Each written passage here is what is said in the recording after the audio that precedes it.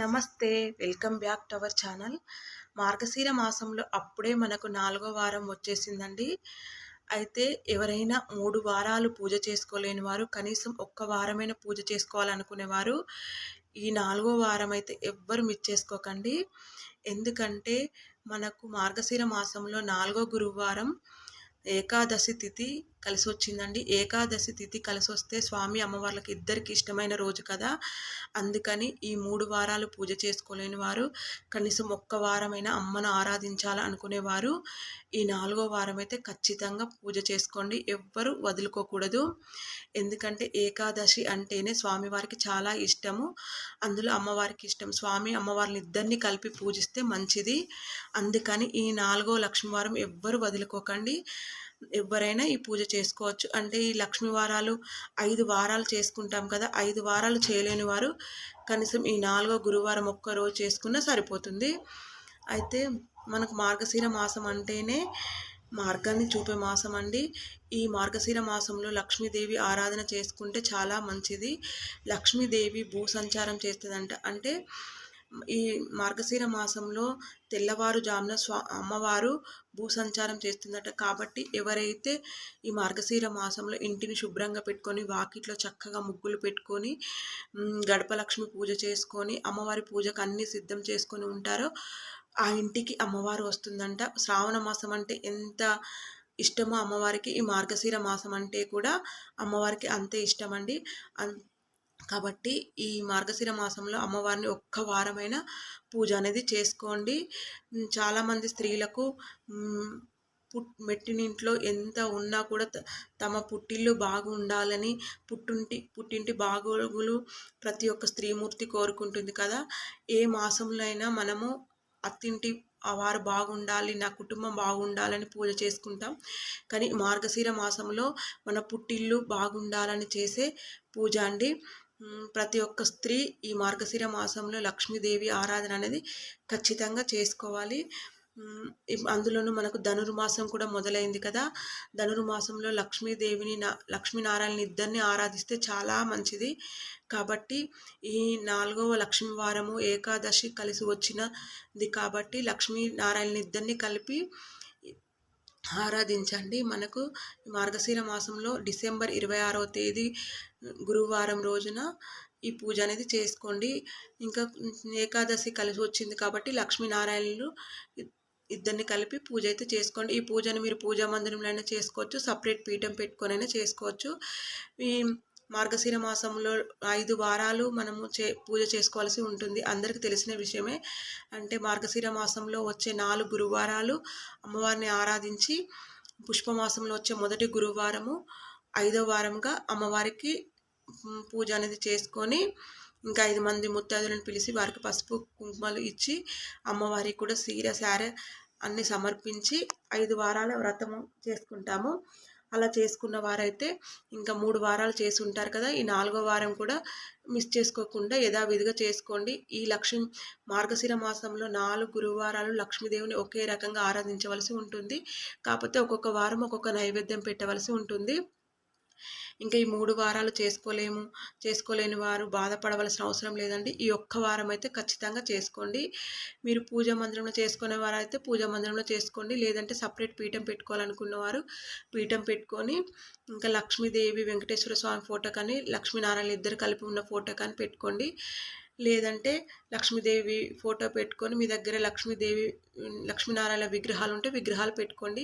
ఇక్కడ నేను అమ్మవారి ఫోటో పెట్టుకున్నాను, వెంకటేశ్వర స్వామి, లక్ష్మీదేవి విగ్రహం పెట్టుకున్నాను. మనకు అష్టలక్ష్ములండి. ఓన్లీ ధనలక్ష్మి అంటే ధనము ఉంటేనే సరిపోదు.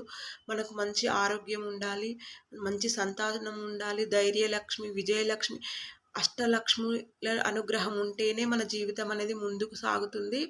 ఓన్లీ ధనం ఉంటేనే మనకు ఐశ్వర్యం ఉంటేనే జీవితం కాదు. కాబట్టి మనకు 8 మంది అంటే 8 రూపాలు కదా, అష్టలక్ష్మి రూపాలు కదా, అమ్మవారిని అష్టలక్ష్మి రూపంలో ఆరాధించుకోండి. మంచి సంతానం ఉండాలి, ధనం ఉండాలి, ధైర్యం ఉండాలి, విజయం అన్ని అష్టలక్ష్మి రూపము అష్టలక్ష్ముల అనుగ్రహం కావాలి. కాబట్టి అష్టలక్ష్ములను పెట్టుకొని పూజ చేసుకుంటే చాలా మంచిది. లేనివారు అష్టలక్ష్మి సూత్రం చదువుకొని కూడా పూజ అయితే చేసుకోవచ్చు. ఇక్కడ మీరు ఏకాదశి వ్రతం చేసేవారైతే ముందు రోజు అంటే బుధవారం 25వ తేదీ నుండే ఉపవాసం ఉండాల్సి ఉంటుంది. పాలు పళ్ళు తీసుకోవచ్చు. బుధవారం 25వ తేదీ నుండే ఉపవాసం ఉండి గురువారం 26వ తేదీ కూడా ఉపవాసం చేయాలి. 27వ తేదీన మీరు ఉపవాసం అనేది వదలవలసి ఉంటుంది. ఇంకా లేదు మేము అవన్నీ చేయలేము, ఓన్లీ లక్ష్మీ వారాలు ఈ పూజ యొక్క వారం చేసుకుంటాం అనుకునేవారు అంటే సూర్యోదయానికంటే ముందే నిద్రలేచి ఇంటిని శుభ్రం చేసుకొని ముందు రోజే శుభ్రం చేసుకోండి. ఇంకా ఉదయం సూర్యోదయం 4 గంటలకు అలా నిద్రలేచి వాకిట్లో ధనుర్మాసం ముగ్గులు ఈ నెల రోజుల పాటు ఇప్పుడు మనకు నెలగంట పెట్టారు కదా, మనము ఈ నెల రోజులైతే ధనుర్మాసం ముగ్గు అనేది ఇంటి ముందు వేసుకుంటే మంచిదండి. ఇలా మనకు ధనుర్మాసము ఇంకా లక్ష్మీ వారం ఏకాదశి తిథి కలిసి వచ్చింది కాబట్టి ఈ ఒక్క రోజైనా మంచి చక్కగా ఇంటి ముందు ముగ్గులు పెట్టుకొని ఇంకా బ్రహ్మ ముహూర్తంలో ఈ పూజ అనేది చేసుకోండి. ఇప్పుడు మనకు తిరుమలలో కూడా అండి గోదాదేవి పాడిన పాస్రాలు సుప్రభాతానికి బదులు ఈ పాస్రాలే వేస్తారు. కాబట్టి ఇంట్లో కూడా బ్రహ్మ ముహూర్తంలో ఈ ధనుర్మాసంలో పూజ చేసుకుంటే ప్రతిరోజు చేసుకుంటే మంచిది. అంటే లక్ష్మీనారాయణను ఆరాధిస్తే మంచిది. ఇంకా రోజు కుదిరిన వారు కనీసం ఇలా ఏకాదశి తిథి వచ్చినప్పుడు శుక్రవారాలు, శనివారాలు ఇలా లక్ష్మీ వారాలలో స్వామి అమ్మవార్లు ఇద్దరిని ఆరాధన అనేది చేసుకోండి. ఈ ధనుర్మాసం చాలా విశేషమైన మాసం అండి. సాక్షాత్తు గోదాదేవి అంటే లక్ష్మీదేవి స్వరూపమే అండి. స్వామివారిని పొందడానికి 30 రోజులు 30 పాస్రాలు పాడి స్వామివారిని పొందడానికి అమ్మవారు చేసిన వ్రతము కాబట్టి మనం ప్రతిరోజు బ్రహ్మముహూర్తంలో స్వామి అమ్మవారిని ఆరాధిస్తే మంచిది, స్వామివారి అనుగ్రహం కలుగుతుంది. అలా కుదిరిన వారు కనీసం ఇలా ఒక మంచి అంటే ఇప్పుడు మనకి నెలలో 2 ఏకాదశులు వస్తాయి కదా, ఏకాదశి తిథి రోజు, ద్వాదశి రోజు, శుక్రవారాలలో, శనివారాలలో, గురువారాలలో ఈ విధంగా పూజ చేసుకుంటే మంచిది. ఇంకా మీరు ఇది పూజా మందిరంలో అయినా చేసుకోవచ్చు అని చెప్పినా కదా. సపరేట్ పీఠం పెట్టుకోవాలనుకున్న వారైతే సపరేట్ పీఠం పెట్టుకొని కలశం ఆనవాయితీ ఉన్నవారు కలశం పెట్టుకోండి. ఈ మార్గశిర మాసంలో కలశం పెట్టే మనము గురువారాల వ్రతం అనేది చేస్తాం కదా, కలశం పెట్టుకొని కూడా చేసుకుంటే మంచిది. ఈ ఒక్కరోజైనా కలశం పెట్టుకొని పూజ చేసుకోండి. ఇంకా కుదిరితే మీకు పిండి దీపాలు కూడా చేసుకోండి. ఎందుకంటే ఏకాదశి స్వామివారికి ఇష్టమైన రోజు కాబట్టి స్వామివారికి ఇష్టమైన పిండి దీపాలు కాబట్టి బియ్య పిండిలో కొంచెం బెల్లం, ఆవునేతి వేసి పిండి దీపాలు తయారు చేసుకొని వెలిగించండి మంచిది. లేదంటే మట్టి ప్రమిదలు కానీ ఇత్తడి ప్రమిదలు కానీ మనము ఒక కనీసం 5 దీపాలు కానీ 2 దీపాలు కానీ వెలిగించుకోండి. దీపలక్ష్మి పూజ అనేది చేసుకోండి. ఇన్ని దీపాలు వెలిగించవలసిన అవసరం ఏం లేదండి. 2 నిత్య దీపాలు ఇంకా దీపలక్ష్మిల కింద ఒక 5 దీపాలు మట్టి ప్రమిదలు కానీ పిండి దీపాలు కానీ మీ దగ్గర ఇత్తడి దీపాలు కానీ ఏమైనా ఉంటే పెట్టుకోండి. నేనైతే ఇక్కడ లక్ష్మీదేవి ఫోటో పెట్టుకున్నాను, లక్ష్మీ వెంకటేశ్వర స్వామి విగ్రహాలు పెట్టుకున్నాను. నేను ఒక ప్లేట్ నిండా ధాన్యం వేశానండి. ఇక్కడ మీ దగ్గర వడ్లు ఉంటే వడ్లు వేసుకోండి మంచిది. నా దగ్గర వడ్లు లేవు కాబట్టి నేనైతే బియ్యం వేసుకున్నాను. బియ్యం పైన లక్ష్మీ వెంకటేశ్వర స్వామిని పెట్టుకున్నాను. నేను ఎప్పుడు ఇంట్లో అమ్మవారిని ఒక గిన్నెలో కాయిన్స్ వేసి పెట్టుకున్నాను. 10 రూపీస్ కాయిన్స్ ఉంటాయి కదా, 10 రూపీస్ కాయిన్స్ వేసి ఇంకా అమ్మవారిని కూర్చోబెట్టుకున్నాను. నా దగ్గర ఏనుగులు ఉన్నాయి, ఏనుగులు పెట్టుకున్నాను. ఏనుగులు పెట్టుకుంటే మంచిదండి. ఇంట్లో ఏనుగులు ఉండాలి లక్ష్మీదేవి దగ్గర. ఈ విధంగా ఏనుగులను పెట్టుకున్నాను. లక్ష్మీ గవ్వలు అంటారు కదా, ఒక 5 కానీ 3 కానీ లక్ష్మీ గవ్వలు కూడా పెట్టుకోండి. నేను 3 లక్ష్మీ గవ్వలను 1 రూపీ కాయిన్స్, ఒక చిన్నది బంగారు కాసు అనేది ఎప్పుడు నేను అమ్మవారి ముందు ఉంచుతాను. దానిపైనే నేను కుంకుమ పూజ చేసుకుంటాను ప్రతి శుక్రవారము. ఆ విధంగా పెట్టుకున్నాను. ఎప్పుడు లక్ష్మీ గవ్వలు, ఒక కాసు, కాయిన్స్ అనేది అమ్మవారి ముందు ఎప్పుడు ఉండాలండి. ఈ విధంగా పెట్టుకున్నాను. ఇంకా దీపాల కింద నేనైతే నా దగ్గర కమల దీపాలు ఉన్నాయి. కమల దీపాలు ఒక 5 దీపాలు. దీపలక్ష్మి పూజ అంటే ఏం లేదండి, మనం ఒక దీపాలను వెలిగించుకొని ఆ దీపం అలాగ పువ్వులు అక్షంతలు సమర్పించి ఎప్పుడు మా జీవితంలో వెలుగు అనేది ఉండాలి తల్లి, చీకటి అనేది పోగొట్టు అని మనస్ఫూర్తిగా కోరుకొని స్వామి అమ్మవారిని పూజ చేసుకోవడమే. ఇంకా ఈ విధంగా నేనైతే పూజ చేసుకున్నాను. ఇంకా అమ్మవారికి ఎంతో ఇష్టమైన ధూపం కూడా వేయండి. దీపారాధన చేసుకున్న తర్వాత దీపాలకు పూలు అక్షంతలు సమర్పించి దీపలక్ష్మికి పూజ చేసుకొని ఒకసారి ఇంటిలో మొత్తం ధూపం అనేది వేయండి. అమ్మవారికి గుగ్గిల ధూపం అంటే ఇష్టము. గుగ్గిలంతో ధూపం వేసి ఇంటి నలుమూలలో ధూపం అనేది వేసుకోండి. ఆ తర్వాత గణపతికి పూజ అనేది చేసుకోండి. ఏ పూజ చేసినా మనం ముందు వినాయకునికి పూజ చేసుకుంటాను కాబట్టి మీ దగ్గర వెండి కానీ విగ్రహం ఉంటే పెట్టుకోండి. వెండిది కానీ, రాగిది కానీ, ఇత్తడిది కానీ విగ్రహం ఉంటే పెట్టుకోండి.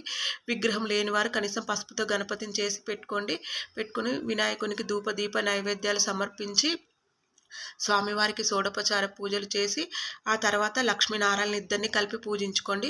ఓం శ్రీ లక్ష్మీనారాయణ నమః ఆవాహమని అంటే స్వామి అమ్మవారిని ఇద్దరిని కలిపి మన ఇంట్లోకి ఆహ్వానించినట్టు, వారిద్దరికి కూర్చోవడానికి పీటలు వేసినట్టు, వారిద్దరికి ఇలా పంచామృతాలతో కానీ అభిషేకం చేయండి. కాళ్ళు కడుక్కోవడానికి నీళ్ళు ఇచ్చినట్టు ఇలా భావన చేస్తూ ఇద్దరిని కలిపి మన ఇంట్లోకి పిలుచుకొని వారికి మర్యాదలు చేయండి.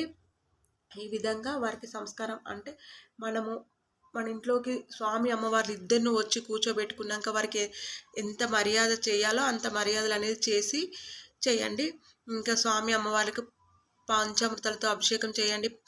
పసుపు కుంకుమ గంధములతో కూడా అభిషేకం అనేది చేసుకోవచ్చు. అభిషేకం చేసుకున్న తర్వాత వారికి పట్టు వస్త్రాలు సమర్పించినట్టు భావన చేస్తూ మనము పత్తితో చేసిన వస్త్రమైన వేయొచ్చు. ఇక్కడ మీకు కుదిరితే వస్త్రాలు సమర్పించాలంటే మీరు చీర, ఒక టవాలు అలాంటివి కూడా పెట్టవచ్చండి. అవి వస్త్రాలు మనమే తీసుకోవచ్చు. అలా కుదిరిన వారు పెట్టుకోండి. లేదంటే అక్షంతలు వేసైనా వస్త్రం సమర్పించినట్టు భావన చేయండి. ఈ విధంగా స్వామి అమ్మవార్లు ఇద్దరిని చక్కగా పూజ చేసుకొని స్వామి అమ్మవార్లు ఇద్దరికి అష్టోత్తరంతో అర్చన చేసుకోండి. అమ్మవారిని తెల్లని పూలతో కానీ, ఎర్రని పూలతో కానీ, అక్షంతలతో కానీ, గోమాత చక్రాలతో కానీ, గవ్వలతో కానీ, తామర గింజలతో అర్చన చేసుకోండి. చిట్టి గాజులతో కూడా చేసుకోవచ్చు. ఈ విధంగా అమ్మవారికి అర్చన చేసుకోండి. పువ్వులతో అర్చన చేసుకోండి. నేనైతే ఇక్కడ సన్నజాజులతో అమ్మవారికి అర్చన అనేది చేశాను. స్వామివారికి తులసి దళాలతో స్వామివారికి అర్చన అనేది చేయండి. స్వామివారికి తులసి దళాలతో అర్చన అనేది చేయండి. చేసుకొని ఇక్కడ వెంకటేశ్వర స్వామి వజ్ర కవచం అనేది చదువుకోండి. చదువుకుంటే మంచిదండి. వెంకటేశ్వర స్వామి వజ్ర కవచం చదువుకోండి. తర్వాత మనకు కనకధార సూత్రం ఉంటుంది కదా, కనకధార సూత్రం కూడా చదువుకోండి. కనకధార సూత్రం చదువుకుంటే చాలా మంచిది. ప్రతిరోజు కనకధార సూత్రం పఠించితే మంచిదండి. ఇంట్లో కనకధార సూత్రం చదువుకోండి. వెంకటేశ్వర స్వామి వజ్ర కవచం చదువుకోండి. ఈ విధంగా స్వామి అమ్మవార్లకి ఇద్దరికి పూజ చేసుకున్న తర్వాత మీరు ఒక్కొక్క వారం ఒక్కొక్క నైవేద్యం అలా అంటే ఈ వ్రతం చేసే వాళ్ళైతే 5 వారాలు చేయాలనుకునేవారు 5 వారాలు ఒక్కొక్క వారం ఒక్కొక్క నైవేద్యం సమర్పిస్తారు. ఈ ఒక్క వారమే మేము పూజ చేసుకుంటున్నాం అనుకునేవారు 5 రకాల ఓపిక ఉంటే 5 రకాల నైవేద్యాలు వండి పెట్టండి. ఇలా కుదరని వారు కనీసం ఒక హాట్ పొంగలి, పెరుగన్నం, పరమాన్నం ఇవి కూడా చేసి పెట్టవచ్చు.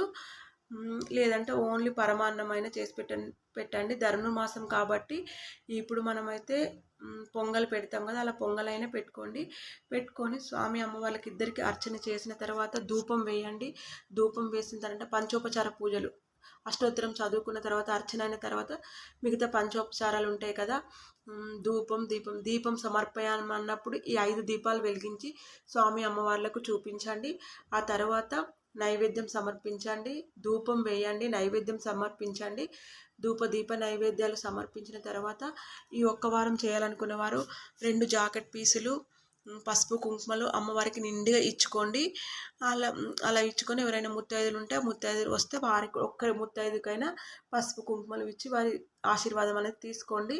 అమ్మవారికి 2 జాకెట్ పీసులు, ఒక టవాల్, పసుపు కుంకుమ ఇలా నిండుగా సమర్పించుకొని ముత్తైదులకు ఇచ్చుకుంటే ఈ 4వ వారం చేసిన ఫలితం వస్తుందండి. ఇలా కుదరని వారు కనీసం టెంపుల్కైనా వెళ్ళి ఒక పేద బ్రాహ్మణునికి దానం ఇచ్చినా సరిపోతుంది. అలా ఈ పూజ అయితే చేసుకోండి. కానీ ఎవరైతే మిస్ చేసుకోకండి. ఏకాదశి తిథి కలిసి వచ్చింది కాబట్టి లక్ష్మీవారం ఎవ్వరు మిస్ చేసుకోకుండా అందరూ పూజ అయితే చేసుకోండి.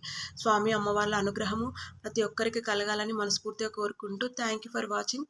మరొక మంచి వీడియోతో మళ్ళీ కలుసుకుందాం.